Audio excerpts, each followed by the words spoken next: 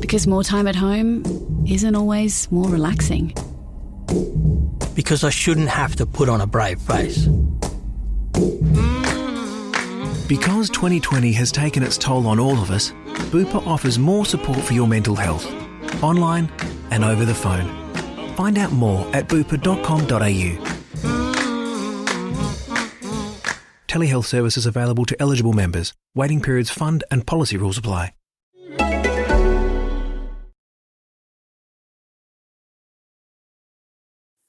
We acknowledge the traditional owners of the land on which this podcast is recorded. We pay our respects to their elders, past and present, and to Aboriginal elders emerging. The following podcast contains content of a graphic, violent nature and is not suitable for children. I said, well, I think I found a brother. And we all laughed and you know how wonderful. And she said, oh, what's his name? And I said, David Anderson. And her face went bright red and she started to cry. And she said, you know him. You know him. He has been to your house for a party with me.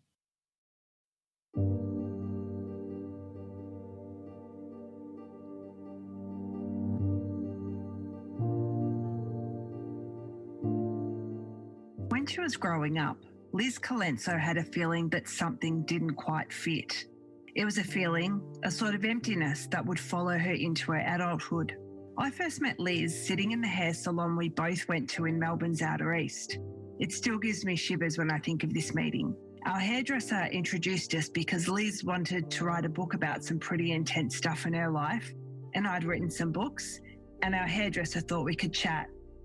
When Liz mentioned some of the stuff she'd experienced, I almost prophetically knew what she was going to mention next. It's weird, I know, but it happened.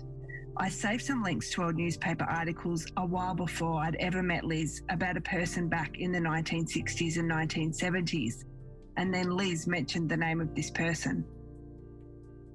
This is a story of a woman's search for identity, and yes, in case you're wondering, there's also true crime involved. This is Australian True Crime with Michelle Laurie and Emily Webb. Come with us as we go beyond the news cycle to find out how people become killers, how people become victims, and what happens next. For the purposes of this interview, Liz has decided to use the name she was born with. We mention a book later on in the interview. Liz has written the draft of her story, and it's been a true labour of love, especially a testament to the support of her late husband, Steve, who kept encouraging her to write even when he was terminally ill. If there's anyone listening who could help her bring this book to life, please contact us via Facebook or our website. Well, yes, I agree. It is an extraordinary story. I had a lot of very strange things happen on my journey, but this was unbelievable. You were adopted at birth. Can you tell us a bit about what you know of your early few months? My adopted parents saw me at 4 days old, and I was actually taken home from the hospital at 11 days old.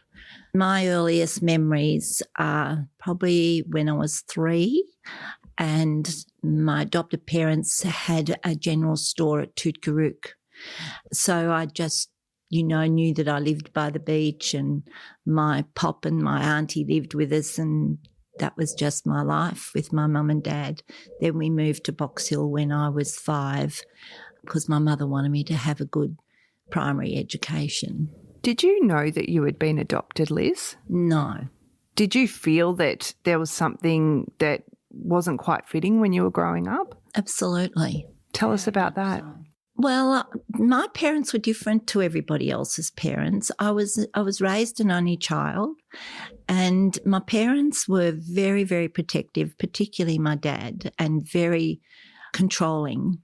And I just had a couple of situations where I grew up with a family over the road, and my friend Wendy that I played with a lot, whenever we had a fight, she used to say to me, anyhow, you're adopted. And back then that was like saying, something really bad to you. So I got offended and I went in and asked my parents what that meant. And they were really upset by that. But later on, when I was 18, I went to get my licence, and my father didn't believe that I needed my birth certificate for my licence, and he got very angry that I was persistent, and he took himself to the police station and found out that I did need it. And it was just very strange. And then the same thing when I got married, same sort of hoo-ha about it. And then when I had my first child, my parents didn't come to see me for 5 or 6 days, which was really unusual and really hurtful. You know, everything started to sort of trigger. And at the time, I was working for lawyers in Greensborough, and one of them was involved on the committee through the Law Institute to review the Freedom of Information Act and give people the right to find out their heritage. And he was one of the committee members that passed that law. And he said to me after that had happened, get your name down very quickly because there's going to be an influx. And that's exactly what happened. At this stage, did you know you had been adopted, or do you just thought, I've got to find out? Yeah. What was the process to do that? Well, I just had to fill out forms and register. And so I did that. And then I sort of left it a bit. This is my journey. I'd do a bit and I'd put it back in the box, and I'd do a bit and I'd put it back in the box, because part of me didn't really want the answer. It was scary. So I didn't do anything with that for quite some time. Then my cousin, my adopted cousin, who I thought was my real cousin, who lived in Sydney, he used to do business in Melbourne, and he came down to visit and do business. And then he came to visit me one night, and he could see that I was really sad and things weren't right. I was having troubles with my first marriage at the time. And he said, you know, what seems to be the problem? I said, I am totally convinced I'm adopted. And he just said, you are. And he had known most of his life, and his father had made him promise sincerely that he would never tell me. How did that feel? For him, he was devastated. He still is. But for me, I can remember it like it was last night. It was just unbelievable. And I sort of knew it, but to have it confirmed was like, good grief, I can't believe this. The lies, you know. And on reflection, I think it's somebody's right to know when they're an adult, you know. So I was confronted with what to do about it. How old were you at the time when you actually had it confirmed by your cousin that you were in fact adopted? I think I was in my late 20s. And you had a family and you were, you know, living... Had a daughter, had a husband. I was married and had a home and worked and was living a pretty normal life at that stage. And were your parents, your adoptive parents, your parents, were they around still? Were you still close to them? Yes, they were. I still saw them about once a week at that stage. And so some time passed after that, and I had to process what I was going to do. I had another child, and I lost that child. He was very ill when he was born. I went 8 months into the pregnancy, and I was very, very upset after the loss of that child. And I just thought I just wanted to get out of everything, you know. So I decided that I wanted to leave my husband. So I went over to my parents' house to tell them all my decisions. And so when I went in, it was a Saturday, and I said to my dad, you know, I'm here. He said, you never come Saturday. What's wrong? So in one mouthful, I said, you know, I've lost the baby. I'm going to leave my husband and I know I'm adopted. And he was watching TV and he didn't even take his eyes off the TV. He just said, you need to go and talk to your mother in the bedroom. So I did that. I went and talked to my mum and she just said that, you know, as far as Dad was concerned, I was his daughter. End of story. He didn't want Mum to tell me. The other thing that happened was when I was 15, I caught tuberculosis and I was in hospital for 5 months and I wasn't allowed to see my parents for 5 months. And when I got out of hospital, wasn't the right time to tell me because, you know, I'd sort of been in solitude really for that time. And so my mother did say that the doctors said to her that I was too highly strung to have a shock like that. And it wasn't just the fact that you had been adopted and obviously you're going to start the process to find out who your birth parents were. But then there was quite another shock, wasn't there? So tell us about how you came to find out who your birth mother was. Okay.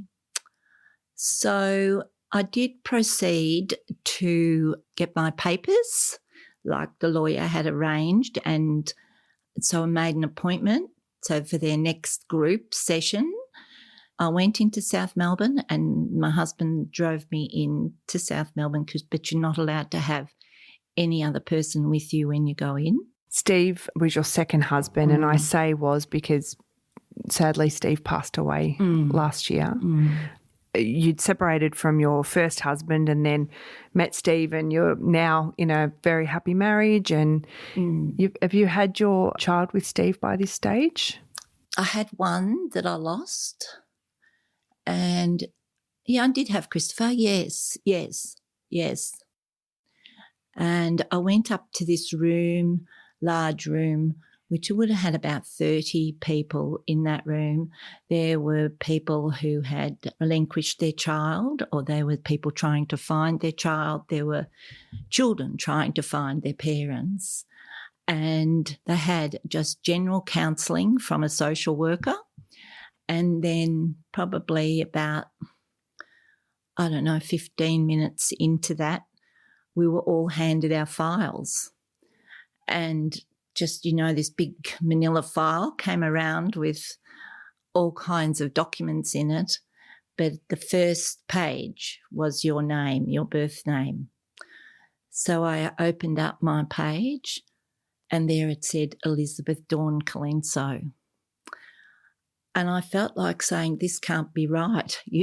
Where has Elizabeth Dawn Colenso come from? It was like, this is another person. This is another identity, It was very, very confusing. And so I had a brief look through the other paperwork and looked through it for about 10 minutes, and then we were allowed to go unless we had any questions.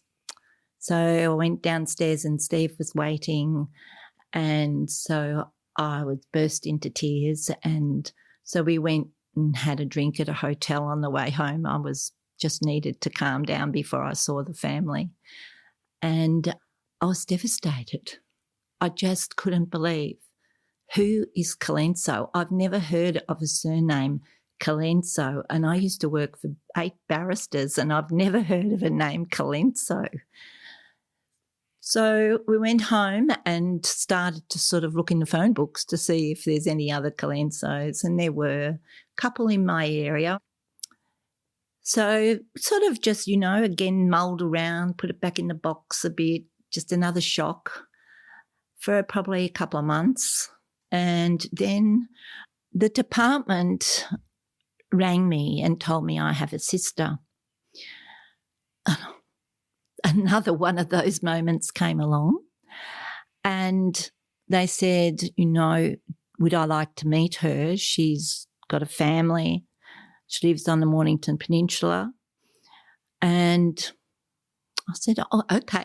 So we spoke on the phone for a long, long time, and we both decided that we would get a death certificate and see if our mother is still alive. So apply for a death certificate.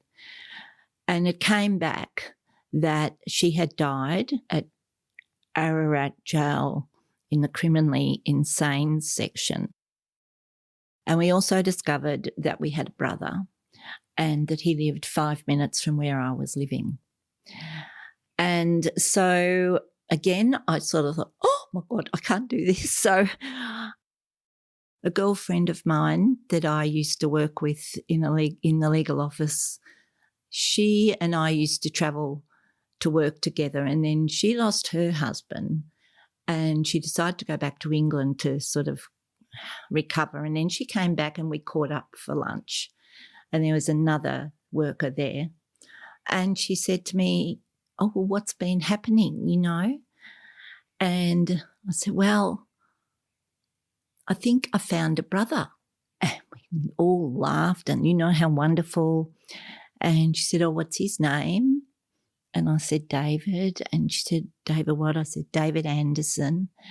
And where does he live? And I said, he lives in Baronia. And her face went bright red and she started to cry. And she said, what do you mean? And I said, what's wrong? And she said, you know him. You know him. He has been to your house for a party with me. You and him used to come to my house and for working bees when my husband was ill. You know him well. And I said, it can't be possible. And she said, you do. And then she asked me the birth name and I told her Colenso. And she said, I can't possibly say anything yet to David. I need to check with his wife that the birth name was Colenso. So she went straight there and she did. And it was Colenso.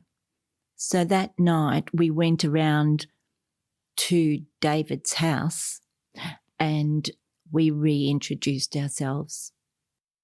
And so you've found out you've got a brother and a sister, but also that your birth mother had died in a hospital for the criminally insane. So that obviously set off some thoughts in your head. Massive. So when you met David, what happened? When I met David, he was just a really lovely man and he had a huge story to tell me and he was very nervous. He asked me if I wanted to hear about it, but obviously I said to him, there's got to be a story about where she died and why she died there.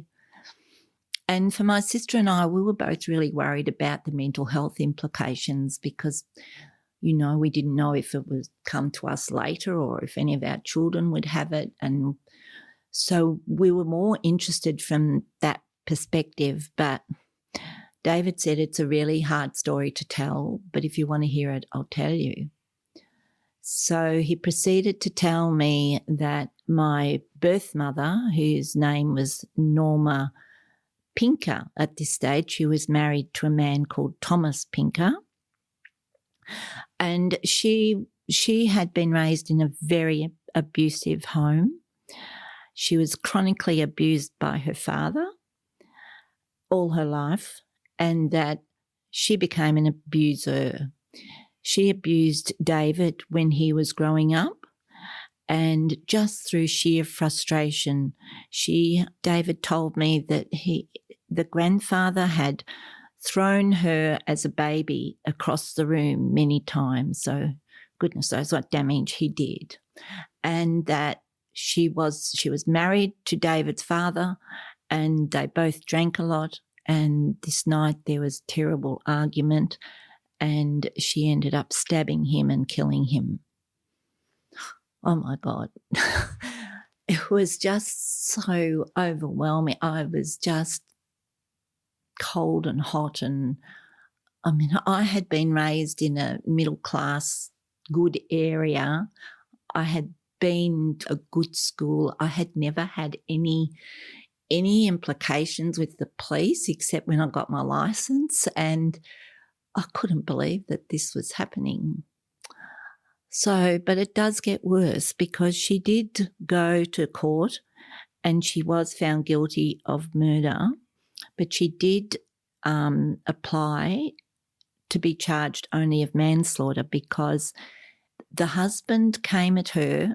They were having an argument and he picked up a chair with steel legs and he raced towards her as if he was going to try and stab her with these legs. And he then put it down and he then went in and had a shower to try and calm down. And while he was in there, she went in the kitchen and she got a knife to protect herself in case he did it when he came out. And he did do it when he came out. So when he came for her, she stabbed him and killed him. And he came out nude. So when he collapsed, he was nude in a pool of blood. And David was in the room when that all happened, hiding under a blanket. It's just devastating. And was this the first time and then? Yeah, then there's more.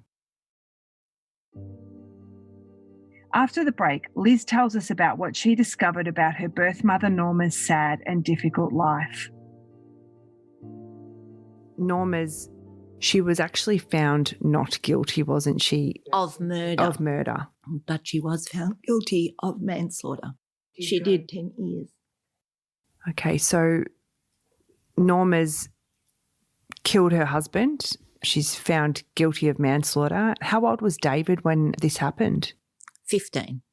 And so Norma goes to jail for, she gets a fair sentence. Yes. And it was in the newspapers. There's the old newspaper articles. Yes. And what happens to David? David, first of all, when the police came, they arranged for a car to take him to his nan's and he stayed with her for a little bit and then he went to an auntie's house for a little while.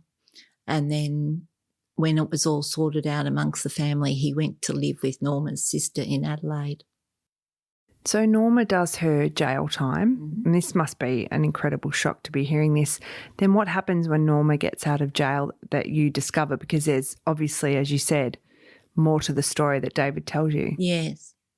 So when she gets out, actually, I'll just backtrack. While she was in jail, she was very difficult. She fought with many, many prisoners because she just wouldn't take rubbish from them and they picked on her. By that stage, she had put on a lot of weight. She was very obese. She didn't do anything about her personal health and her personal hygiene. And so she smelt. So she fought all the time. So they didn't know where to put her because she caused trouble wherever she went. So finally, she ended up her time in jail in Fairley. So then she got out and the workers found her accommodation in a house in Warrenwood, a share house. And in that house was a man called Richard Abson. And they set up a relationship and again, it was abusive. Again, it was driven by alcohol. But he was a really chronic alcoholic. If he would drink in the morning and if he had no money and he hasn't any more alcohol in the house, he would drink methylated spirits. And when he would drink that, it would make him go particularly violent, really terrible. So she was with him going up for about 10 years. And during that time, there was a lot of abuse, but there was a lot of emotional abuse about he knew that she really loved her son and he used to be really rude about David to her and pick on him, and be just really nasty about him. And it upset her really badly. And she got really upset with that. So one morning he was doing that and he went to sleep sort of mid-morning. So she went to the shed and she got a mash hammer and she bashed him to death. And this was in the 1970s, so she's got out of jail. And so I know the newspaper headlines obviously referred to the fact that this was not the first time that Norma had murdered someone close to her. And it was quite a big story, wasn't it? What? Oh, yeah, front page.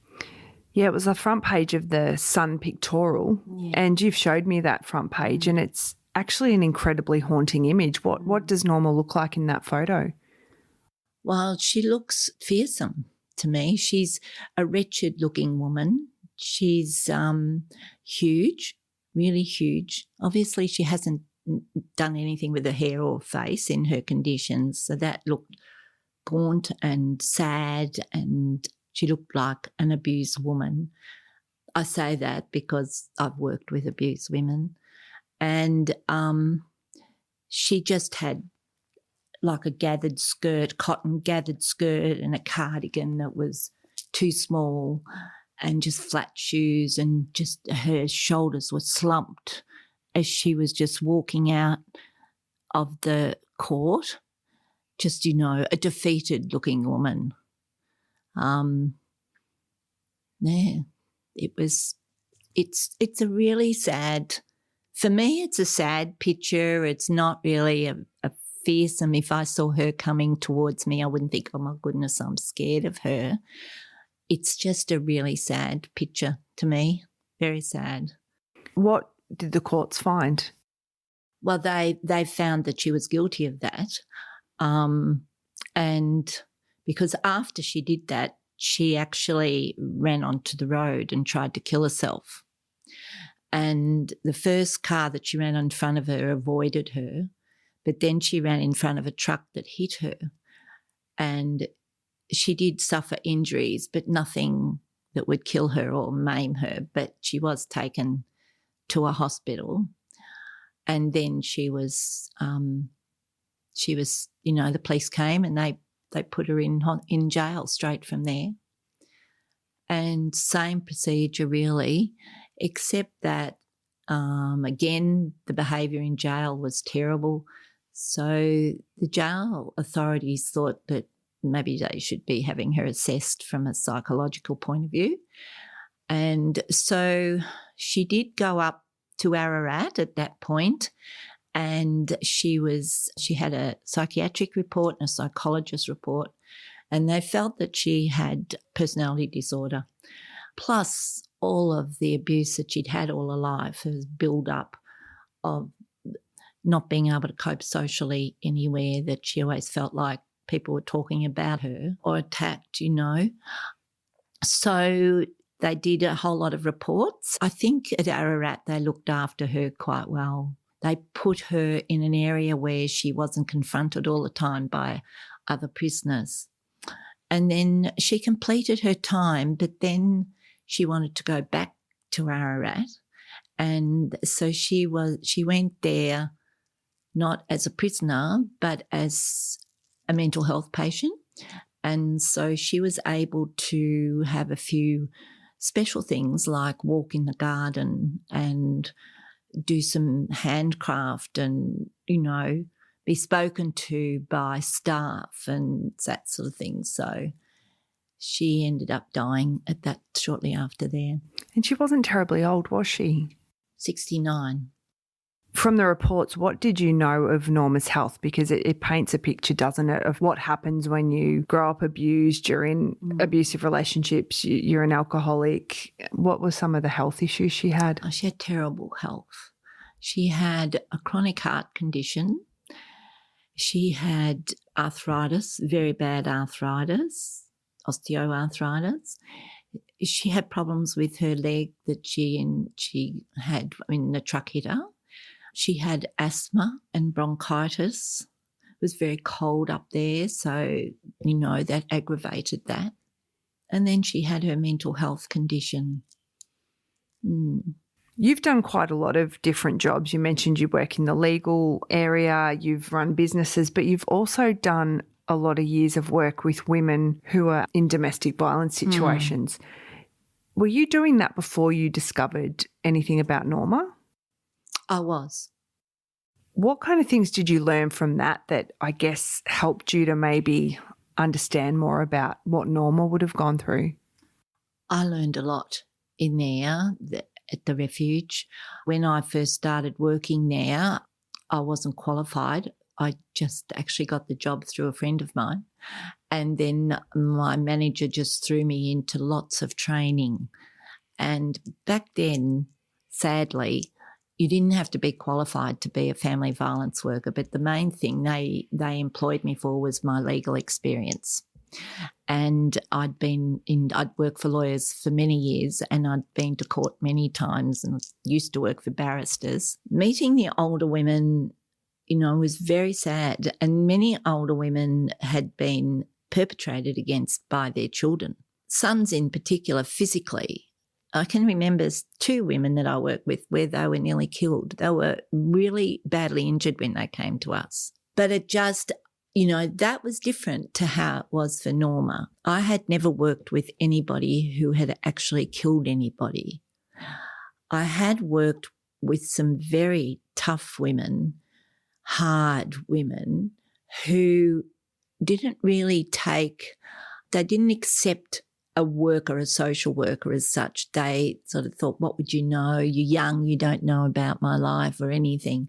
But after sitting down and listening to their stories, I started to learn a lot, and their stories were just so terrible.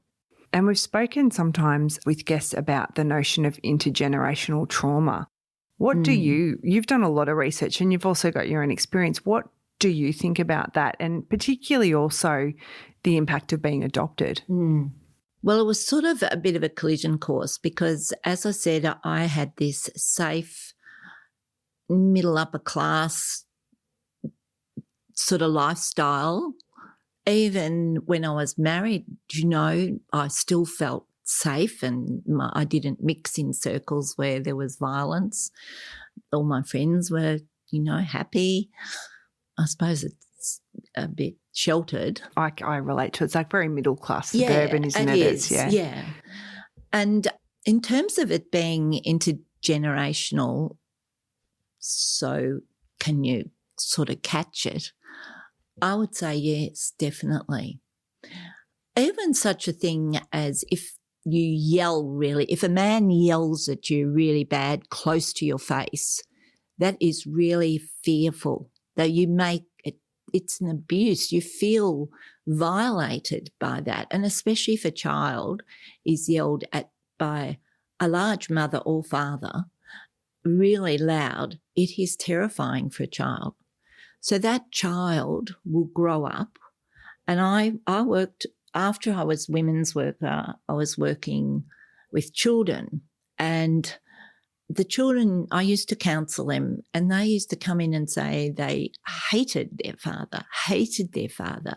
And when he yelled at them, they were really scared what was going to happen. And so there's a whole process that happens when someone feels unsafe. So you really stop thinking you love with that person. How could you care for him? So then you start to think, well, how can I protect myself? And so there's lots of things that happen in a family like that. And I think when you grow up, when those families grow up, those traits grow up with them.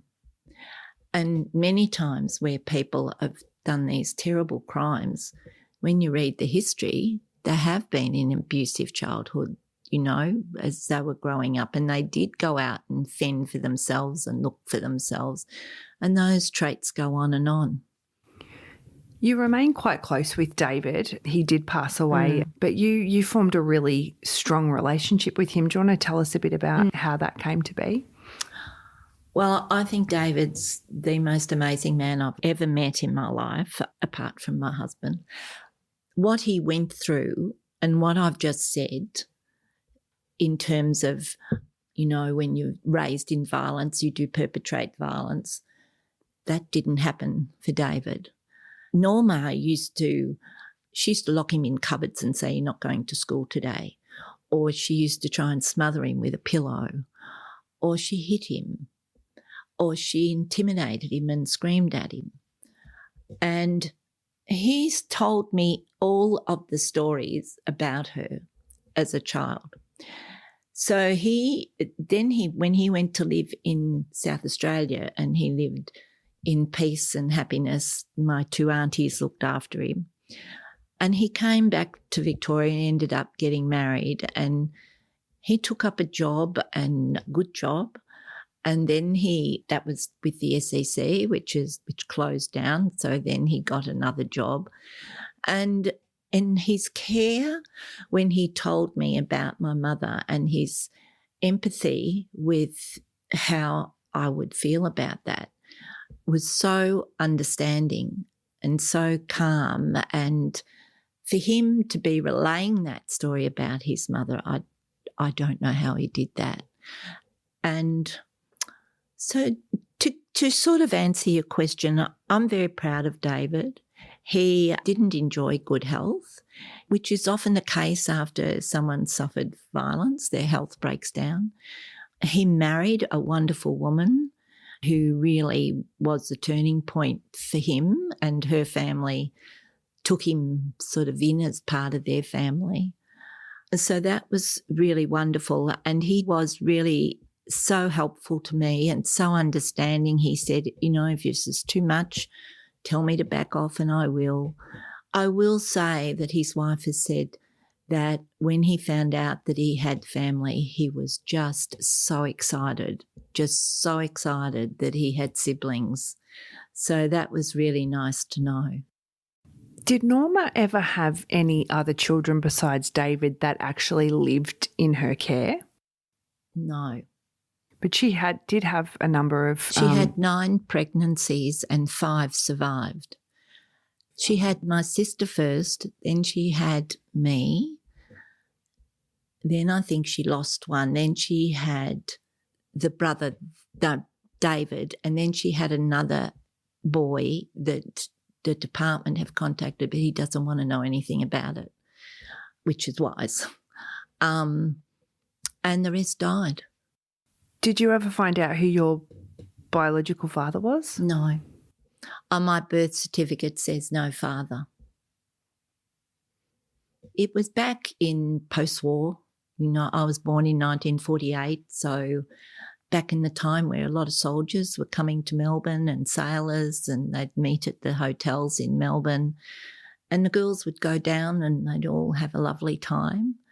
And I think this is just, I haven't found any proof of this, but my imagination says that she would have gone there and, somebody would have come up and put their arms around her and said she looked beautiful. She was quite attractive in her young years.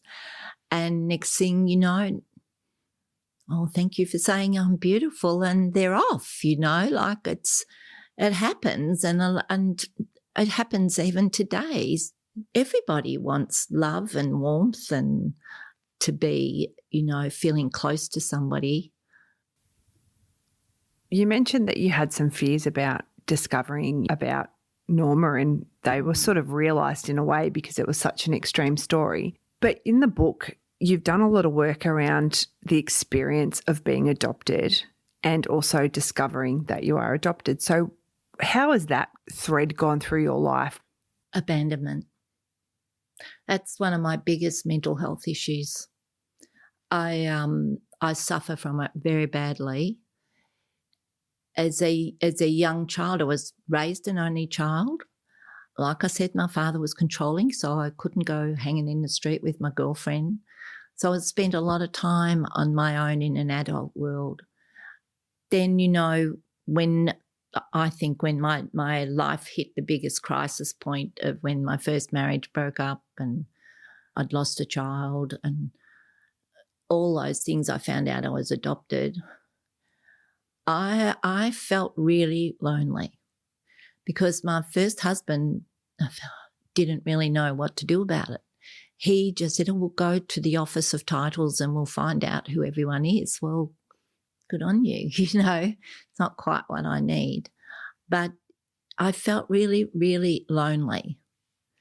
And apart from my cousin, I wouldn't have had anybody else to turn to. I actually went and stayed with him for 3 weeks with his wife.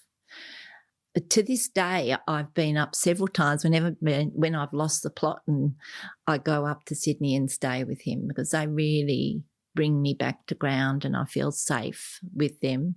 I think it is a thing of safety as well, because if you feel lonely, you don't feel safe. In terms of being a mother myself, it makes me work very hard at making sure my children do feel loved, that I'm there for any problem that they may have. Steve and I blended a family, so we have 4 children between us. So there's been some hurdles with that. But, you know, at this point, and probably 10 years ago, it all came together beautifully. But even now, and especially with the loss of my husband, I'm again battling abandonment. And I probably will for the rest of my life now, because he was my rock through all this. And I've got lots of really wonderful friends, but it is really, really hard to be an adopted person. And it does have, I've done some research, as you say, but probably the image for me that I've if I stop to think about it, is when Norma would have been in Royal Melbourne Hospital having me, and I guess Grandma Ivy would have been there too, and the nurse would have been, "Come on, Norma, push," and I would have been born, and they wrapped me up, taken me straight off my mother, no contact as there is now, wrapped me up and put me in the cradle that said baby Colenso. And that would have been it. The nurses would have looked after me. And then my adoptive parents would have came and seen me and said, "Oh, she's a beautiful baby, we'll take her." And in a week's time they came and they took me. And it's like going into the dog kennel and adopting a dog. That's how it feels to me. I feel I will never get that picture out of my mind. Why did you want to write a book? A lot of people said to me, "You should write a book." I think it was cathartic for me to write. I wanted to form a relationship with Norma, and I know that sounds weird, but I can honestly say I have. And David, he's such a wonderful man. When she died, he used to go and see her once a month in jail. And when she died, they decided to get a gravestone, $6,000, black marble with gold writing, and they had to pay it off.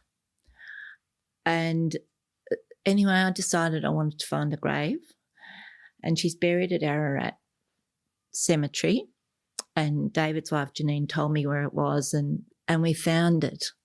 And it was placed at the end of the row on the road in a really good position. It wasn't tucked away like she's in disgrace. It's a prominent plot, and with the lovely headstone, and it was a sunny day, and it was such an emotional day. It was like I met her, and I just laid on top of the grave and cried, and I took her some flowers, and it was like there was a connection. I know that sounds weird. It sounds really weird, but it was like, finally, I have found you. You know, I don't think I could have rested if somebody had said, "Well, we don't know where she's buried." You know, I had all these stories about her, but I didn't know where she was, and it made perfect sense that she was buried at Ararat. And David did a wonderful job with that. And so I feel I've done the right thing. I feel I've told the world about her story and how hard it was for her, and really why she murdered 2 men, brought to light domestic violence and how it ruins a world, brought to light how hard it is for adopted people, and brought to light about how terrible it is to be in jail, and when you're not quite right, how terrible it is to be not quite right. Thanks to our guest today, Liz Colenso. If there's something you've heard in the podcast that's affected you, there's some places you can contact for support. These details are also in our show notes. For confidential information, counselling and support service for family violence, call 1-800-RESPECT on 1-800-737-732. Lifeline 131 114.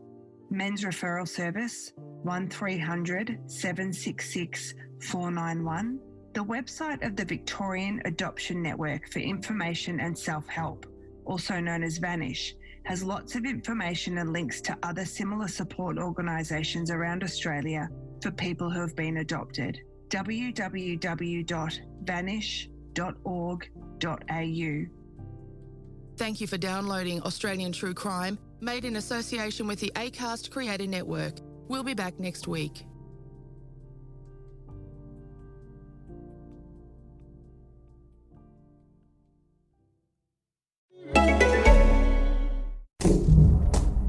Because more time at home isn't always more relaxing. Because I shouldn't have to put on a brave face. Because 2020 has taken its toll on all of us, Bupa offers more support for your mental health, online and over the phone. Find out more at bupa.com.au. Telehealth services available to eligible members. Waiting periods, fund and policy rules apply.